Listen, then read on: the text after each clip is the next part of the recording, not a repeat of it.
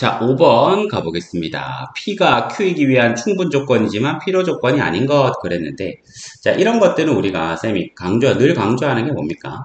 진리 집합을 적극적으로 활용하길 바랍니다. 알겠죠? 진리 집합을 적극적으로 활용하고, 그 다음에 그 원소, 그러니까 이런 식으로 A, B로 나와 있는 애들 있잖아요. 그럼 진리 집합을 적극적으로 활용할 때 순서쌍을 적극적으로 활용해 주면 좋습니다. 알겠죠? 그러니까 이거 우리 학생들 보면 너무 감으로 하는 경향이 있는데 진리집합을 활용하는 것이 제일 깔끔합니다. 자, P가 Q이기 위한 충분 조건이면서 필요 조건은 아니니까 이렇게 되는 거네, 맞죠? 그걸 같지는 마라. 그러면 이걸 집합으로 나타내면 P가 Q의 부분 집합이면서 P랑 Q가 같지는 마라 이렇게 되거든요. 맞죠? 그러면은 자, 진리집합을 활용하면 기억 P를 우리가 순서쌍으로 나타내 보자고요. 둘이 곱해서 0이래. 그럼 어떻게? 0,0도 있고, 0,1도 있고, 1,0도 있고, 이렇게 많겠죠? 맞습니까? 그 다음 Q는 뭐 됩니까? 0,0 말고는 없잖아요. 그럼 P가 Q의 부분집합이 돼야 되는데 아니네. 그렇죠? 기억은 틀렸습니다. 이런 식으로 할 수 있겠습니다. 자, 그러고 나서 일단 이렇게 한번 끝까지 보여주고 나서 조금 더 재밌는 시각적 자료도 보여주도록 할게요. 자, 니은 같은 경우는 그러면 어떻게 되겠습니까? 니은에서는 P, Q가 있는데 Q는 쉽다고 했죠. 그냥 A, B가 둘 다 양수인 거잖아. 그러면 예를 들어 뭐 1,1도 있겠고 2,1도 있겠고 뭐 3,4도 있겠고 뭐 이런 거 되겠죠. 맞습니까? 근데 P에서는 어떻습니까? A 플러스 B가 0보다 크고 A, B도 0보다 크면서 근데 곱이 합보다는 더 크라고 했습니다. 맞죠? 그러면은 아무래도 지금 어떻습니까? Q는 좀 자유롭고 P는 특정 요건이 더 붙었으니까 니은은 참일 가능성이 높겠죠. 그러니까 이거 되는 거 어떤 거 있겠어? X가 1이고 X가 1이면 안 되겠다. A가 2면서 B가 얼마인 경우? 3인 경우 뭐 이런 거 될 거 아니에요. 맞습니까? A가 2면서 B가 3인 경우. 근데 2,3이야 여기 당연히 들어가겠지. 맞아요. 그러니까 곱이 합보다 큰 경우니까. 그 다음에 이게 뭐 3이면서 5인 경우. 당연히 여기 들어가겠지. 맞습니까? 그러면 이거 얘가 얘의 부분집합이라고 할 수 있겠죠. 그래서 니은 맞고, 그 다음에 디귿은 디귿 역시 천천히 해보시면 됩니다. 그러니까 어떤 아이들이 이런 조건을 만족시키는지를 물론 잘하는 학생들은 어떨 때 이런 부등식이 참인지를 알고 있는 학생들도 있겠지만 잘 모르겠는 학생들은 넣어보면 되죠.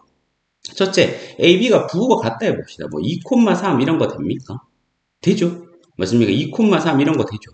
다음에 부호가 다르다고 해볼까요?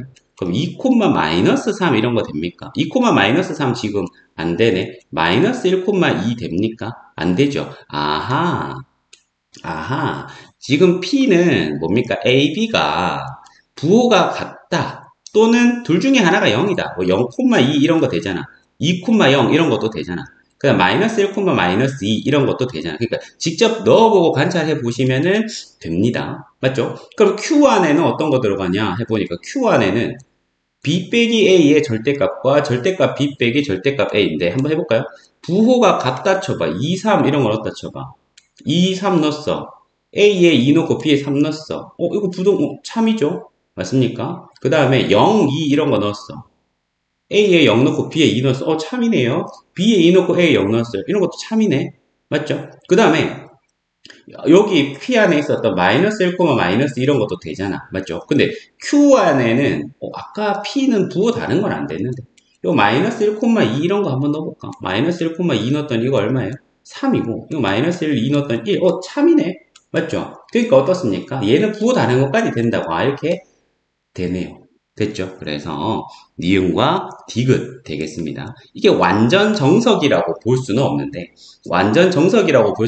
쌤이 경험상 여러분들이 이런 종류의 문제를 푸는 데 있어서 가장 효과적인 방법은 이렇게 진리 집합의 순서쌍을 원소를 직접 구해보면서 이 포함관계를 파악하는 것이 가장 낫더라는 겁니다. 오케이? 그래서 다시 한번 핵심 보면은 P면 Q이다가 참이다 하면 진리집합 P가 Q의 부분집합이 된다.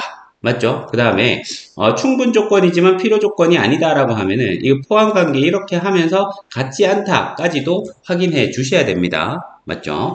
그러고 나서 요걸 우리가 좀 시각화를 해보면 이제 재밌습니다. 아까 요 쌤이 점 몇 개로 했잖아, 맞죠? 점 몇 개로 내가 무수히 많은 점들로 한번 해보면, 그러니까 x 이게 a축, b축이라고 해봅시다. 그럼 기억에서 a 곱하기 b가 0이다라고 하는 것은 a 곱하기 b가 0이다라고 하는 건 뭡니까?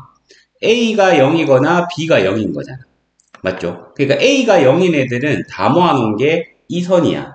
그 다음 b가 0인 건 다 모아놓은 게 이 선이야. 그러니까 뭐다? P집합의 원소는 파란 선 전체인 겁니다. 알겠죠? 파란 선 전체. 근데 Q집합은 뭡니까? A도 0이고 B도 0이잖아. 그럼 A 0,0만 되는 거야. 그럼 포함 감각이 어떻게 돼요? 파란색 전체와 빨간 점을 봤을 때 빨간 점이 더 작죠. 빨간 점이 파란 선 전체의 부분 집합이 되죠. 그러므로 기억은 틀린 것이고, 니은 같은 경우는 아까 뭐라 했습니까? Q는 1, 4분면 전체. Q가 아까 뭐였어요? Q쌤이 어떻게 해석했습니까? 아, A가 양수고 B가 양수다 그랬잖아. 맞죠? A 양수고 B 양수인 모든 점이 여기 다 있다 이 말이야. 맞죠? 그 다음에 Q는 뭡니까? 여기 P는 A 양수고 B 양수긴 한데, A 양수에다가 B 양수이긴 한데, A 양수, B 양수인 모든 점을 아우르는 것은 아니고, 특별한 점들, 조금 특별한 점들, 어떻게? 곱이 합보다 큰 애들. 그러니까 이 전체 파란 영역은 부분으로 들어간다고 볼 수 있겠죠. 그래서 Q가 더 큰 집합이다. 이렇게 볼 수가 있겠고, 그 다음에 디귿 같은 경우 Q가 뭐였습니까? Q가 얘잖아. 얘는 뭐다? 아하, 알고 보니까 언제나 참인 부등식이더라. 절대 부등식입니다. 알겠죠? 언제나 참인 부등식이니까 Q는 이 전체 평면이 되는 것이고, P는 1, 4분면, 3, 4분면이 되더라. 아까 어땠습니까? P를 해석할 때 뭐라 그랬습니까? A랑 B랑 부호가 어때야 된다? 같아야 된다 이렇게 말했잖아. 맞죠? AB 부호 같으니까 이게 여기가 1, 4분면이거나 3, 4분면 이렇게 되더라. 됐죠? 시각적으로 보니까 조금 더 이해가 잘 되죠? 그러면은 이제 또 변형 문제 하나만 풀어볼까요? 요거 문제고 캡처하시고 답입니다.